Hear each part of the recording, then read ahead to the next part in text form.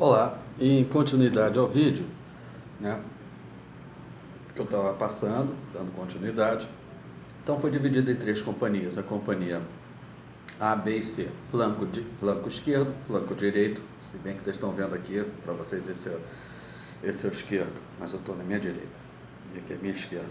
Então, tropa central, divisão de um regimento central da Custer, a do Bentley, né, a do Frederick Bentley e a do Marcos Renos. O que foi combinado, foi tratado, que andariam paralelamente uma distância de uma ou outra da tropa de cerca de 500 a 1 quilômetro, um do outro, sabendo-se que serpenteando por causa de vários aclives e declives e áreas acidentadas, né? Haviam falésias, haviam rachaduras, haviam erosões, então iam serpenteando e a ordem entendida para os três do comandante central do George Armstrong Custer, a ideia do general Custer era que todo mundo fosse paralelamente, mantendo essa distância serpenteando numa distância entre 500 metros a 1 quilômetro. Pois bem, nisso, à medida que foram avançando, já divididos, a tropa dividida em três divisões, o capitão Bentley começou a aumentar a distância dele, do Bentley, né? Ele começou a se distanciar muito mais e ele andava mais ligeiro, então ele estava tendo uma certa dianteira, já que o Marcos Reno andava acompanhando, mas foi ficando um pouco para trás. E nesse serpenteamento, depois de várias horas, para almoçar, almoça, um semi-acampamento, todos eles deveriam ter, cada um com sua respectiva divisão, param para almoçar, era um lindo dia, no dia seguinte, e daí depois do almoço, depois do rancho, davam continuidade ao avanço, já adentrando lá a reserva do Little Big Horn, do Vale Little Big Horn. Eram vários vales, mas a extensão do vale, o local onde se deu o evento, o acontecimento histórico, foi no Little Big Horn.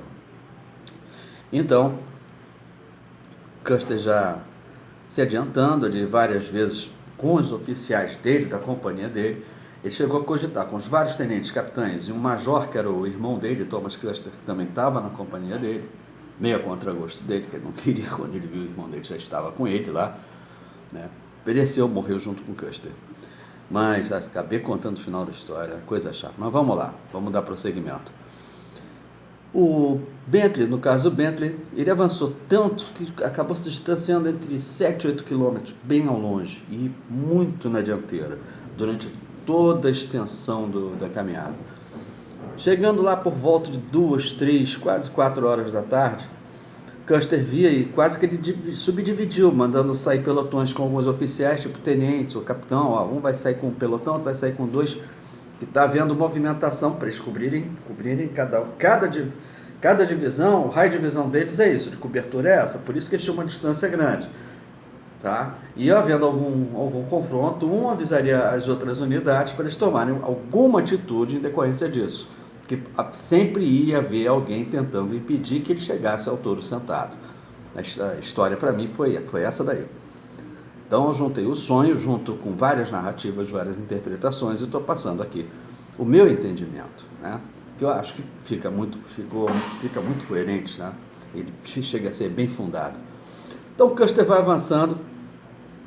Quando e aliás, eu vou voltar porque eu estou me atropelando aqui. Várias vezes no percurso dele, ele pensou em fazer divisões para atacar. Nesse raio, por isso que eu estou falando, nesse raio de visão. Um movimento estranho ali, outro movimento ali, um ataque com 1 ou 2 pelotões, 3 ou 4 pelotões divididos nesse raio de campo, mantendo um número maior, ainda centralizado, avançando. E a intenção era rechaçar qualquer tipo de ataque ou qualquer tipo de distração. Isso ele não precisava enfatizar os oficiais dele, porque a situação dos outros oficiais das outras divisões seriam exatamente as mesmas decisões. Então vamos lá. Então o Custer foi avançando.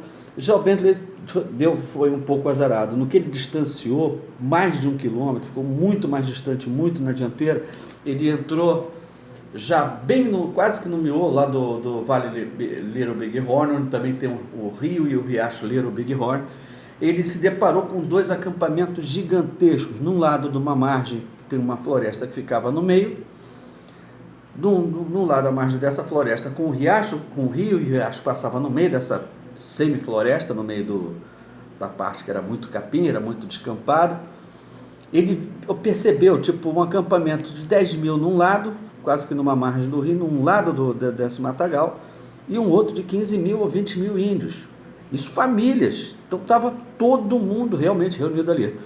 E ele ali pensou, poxa, será que Custer está próximo? Ele deve estar próximo, mas ele deve estar distante do acampamento, senão eles podem interpretar isso como ataque. Como sempre tem sido feito, como ordens que ele recebeu, que ele não queria cumprir. Ele cumpriu para matar mulheres e crianças, guerreiros, enquanto dormiam. E num desses ataques que ele não quis obedecer, desse general amigo dele, do qual eu comentei anteriormente no vídeo, né, que ele chegou a desobedecer a ordem, não foi.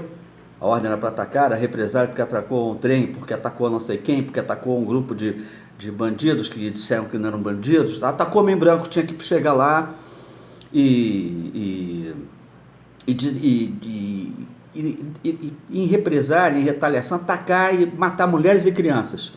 Ele odiava essa ordem, né? Foi portanto que ele estava no posto de tenente-coronel. Ele foi rebaixado mais ou menos por esse tipo de ordem que ele não queria aceitar desse general amigo dele, do general Sheridan, que era um oficial amigo dele desde a época da Guerra da Secessão. Ele conhecia outros generais, mas o general que era muito mais próximo dele era o Sheridan. E o Sheridan, como era um homem bom, também estudado, um oficial graduado do alto comando e muito amigo de Custer, apoiador de Custer, mas Custer começou a perceber que estava sendo usado por ele, sendo que num dos ataques que o Custer recebeu a ordem para atacar, né, de 4 que ele matou, porque vão sempre dizer numa história, seja arqueológica, ou seja fatos históricos da história mesmo, que ele era assassino e matava homens, mulheres e crianças e atacavam todas as tribos. Não, eram ordens que ele recebia, muito contrariado. Num desses ataques de manhã cedo, ele vira e diz para um oficial e ordenança. Bom, ele não estava lá matando o pessoal, havia umas que ele participava também, muito contrariado, pelo que eu entendi, em filmes e alguns documentários, alguns guardados, acho que pela esposa viúva dele, que era Elizabeth, conhecida, chamada por ele de Lily, que era a esposa dele da vida inteira toda, e ele acabou deixando viúva. E num desses ataques, ele pede pro ordenança, tome a seguinte nota: tivemos aqui uma batalha gloriosa e vitoriosa, conforme ordenado, conforme as suas ordens, ou conforme a minha obrigação como oficial e militar. Tivemos muito poucas baixas, inclusive nós atacamos eles com muita bravura, atacamos os nativos com muita bravura, de manhã bem cedo, e a baixa deles foi numerosa, a baixa deles foi muito grande, eles foram rechaçados. E nosso ataque glorioso, conforme as ordens, ou conforme a minha obrigação cumprida, que eu tinha que ter a minha obrigação e a iniciativa ordenada, matamos, aliás, o nosso combate foi decisivo, tivemos uma vitória gloriosa e nós atacamos idosos, velhas, mulheres e crianças e alguns poucos guerreiros. Isso numa das situações. Outros os guerreiros estavam nas tribos, outros os guerreiros estavam fora. Então ele virou e disse assim: matamos homens, mulheres e crianças enquanto dormiam e fomos vitoriosos. O senhor gostaria de alguma contribuição para a sua campanha? Campanha política. Era isso que ele estava passando para o Sheridan, porque ele estava muito triste. Mesmo assim, ele ainda gostava desse oficial. Mesmo assim, ele era muito próximo. Eu acredito até que a Elizabeth, ainda não apurei o assunto, fosse sobrinha desse oficial. Então, né, esses cortes, essas interrupções, eu estou passando para dar um entendimento melhor. Senão vai virar e vai dizer assim: o Marcos está falando de um cara que você vai ver uma vertente da história, você tem que ver todas, as positivas, as negativas, aquela que contraria uma, pegar, levantar todos os fatos, todo o ocorrido, tudo que você entendeu, até filmes mesmo, você junta tudo, porque os filmes também são embasados em histórias, tá? Também pontos de vista, mas você também tem que ter equidade e prudência e muita ponderação para fazer exatamente o que eu estou fazendo com tudo isso. Eu estou fazendo passando essas informações com muita prudência minha, com muito cuidado por mim mesmo, não por fulano, beltrano, ninguém me guia, não sou teleguiado, né? Então